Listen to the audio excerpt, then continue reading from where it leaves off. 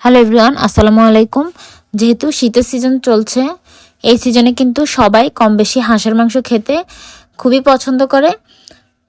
তো আমি আজকে এখানে একটা চীনা হাঁসের মাংস রান্না করে দেখাবো। পুরো একটা আস্ত হাঁস আমি কিভাবে রান্না করেছি গন্ধ ছাড়া এবং খেতে কতটা টেস্টি হয়েছে সেটা আপনাদের সাথে আজকে শেয়ার করব। তো চলুন হাঁসের মাংসটা রান্না করার আগে কিছু মশলা রেডি করে নিই।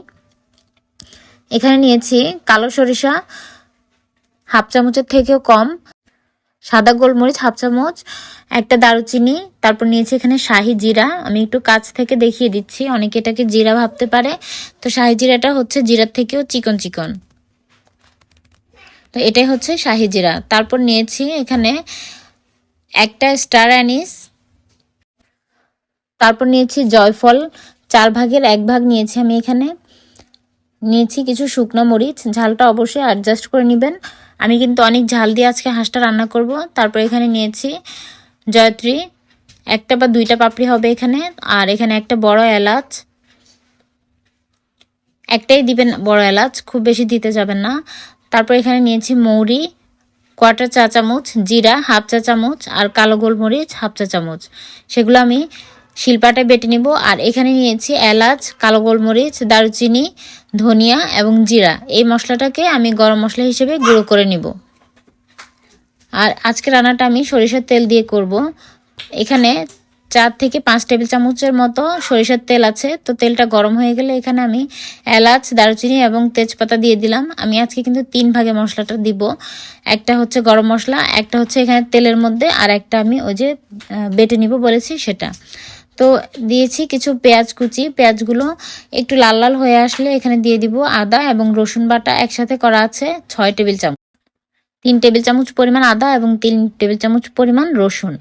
তো সবটা দিয়ে আমি খুব ভালোভাবে কষিয়ে নিব তেলের মধ্যে। এখন কিন্তু পানি দিবেন না, চুলার আঁচটাকে কিছুটা কমিয়ে এটাকে একটু ভাজা ভাজা করে নেবেন, যাতে এরকম প্যানের সাথে লেগে লেগে আসে, এরকম অবস্থায় করে নেবেন। খুব বেশি অর্থাৎ পানি দিয়ে দিলে মশলাটা ভাজা ভাজা হয় না, তো টেস্টটা অন্যরকম হয়। আর এভাবে করে দিলে টেস্টটা অন্যরকম হবে। তো বাটা মশলাটা দিয়ে দিলাম আমি। তো দিয়ে এটাকে আমি একটু ভাজা ভাজা করে নিব। ভাজা ভাজা হয়ে গেলে আমি এখানে অ্যাড করব পানি। একটু পুড়ে আসতে নিবে, তখন আমি এখানে পানি দিয়ে দিব। পানিটা দিয়ে আবারও ভালোভাবে নেড়ে চেড়ে দিচ্ছি। এরপর আমি এখানে গুঁড়ো মশলা দিচ্ছি, হলুদের গুঁড়া এবং মরিচের গুঁড়া। হলুদের গুঁড়া দিয়েছি আমি 2 টেবিল চামচ পরিমাণ, আর মরিচের গুঁড়া দিয়েছি আমি 3 টেবিল চামচ পরিমাণ। ঝালটা অবশ্যই আপনারা নিজেদের স্বাদ অনুযায়ী দিয়ে নেবেন। তবে আমি আজকে এই হাঁসটাকে খুব ঝাল ঝাল করে রান্না করব। তারপর ভালোভাবে মশলাটাকে আমি নেড়েচেড়ে নিচ্ছি তেলের সাথে, এবং এখানে দিয়ে দিব পানি, যাতে মশলাটা না পুড়ে যায়। এবং পানির সাথে আমি মশলাগুলোকে খুব ভালোভাবে মিশিয়ে দিচ্ছি।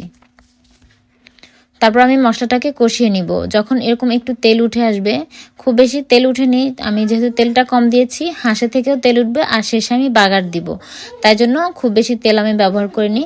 তো যখন প্যান থেকে ছেড়ে আসবে মশলাটা এবং তেল উঠে আসবে, তখনই হাঁসের মাংসটা দিয়ে আপনারা নেড়ে চেড়ে দিবেন মশলার সাথে। তো আমি এখানে 1.5 কেজি পরিমাণের একটা চীনা হাঁস নিয়েছি।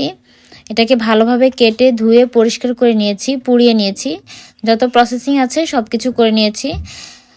তারপরে এটাকে আমি ছোট টুকরো করে নিয়েছি, যেহেতু হাঁসটা বড়, ছোট টুকরো করলেই ভালোভাবে মশলাটা ঢুকবে। আর হাঁসের মাংস কিন্তু একটু ছোটই টুকরো করা হয়। তো খুব ভালোভাবে নাড়াচাড়া হয়ে গেলে আমি এখানে দিয়ে দেবো কিছু গরম মশলা।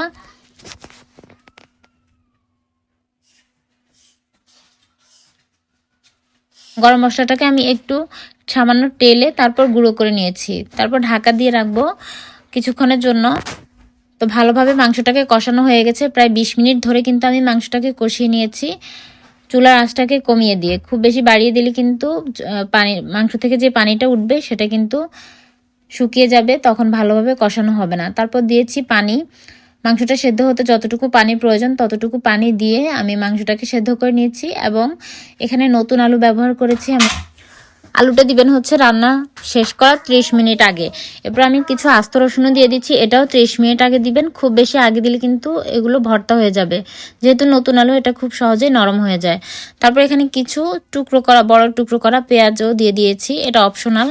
আলুটা অপশনাল, যেহেতু আমার বাচ্চারা খেতে পছন্দ করে তাই সামান্য একটু আলু দিয়েছি। এরপরে মাংসটা খুব ভালোভাবে সেদ্ধ হয়ে গিয়েছে, আলুগুলো সেদ্ধ হয়েছে। এখন আমি দিয়ে দিব বাগার। বাগারের মধ্যে অনেকে রসুন, শুকনো মরিচ এগুলো দেয়, পছন্দ করে, তো আপনারা যদি পছন্দ করেন দিয়ে নেবেন। আমি শুধু পেঁয়াজ এবং তেল দিয়ে বাগারটা দিয়েছি। বাগারটা দেওয়া হলে এখানে আমি সেই গরম মশলার গুঁড়োগুলো ছিটিয়ে দিব। কিছু রান্নার সময় ব্যবহার করেছি আর কিছু এখন ব্যবহার করছি।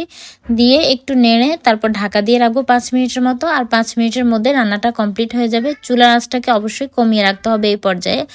তারপর আমার রান্নাটা কমপ্লিট, এখন আমি পরিবেশন করে দিচ্ছি।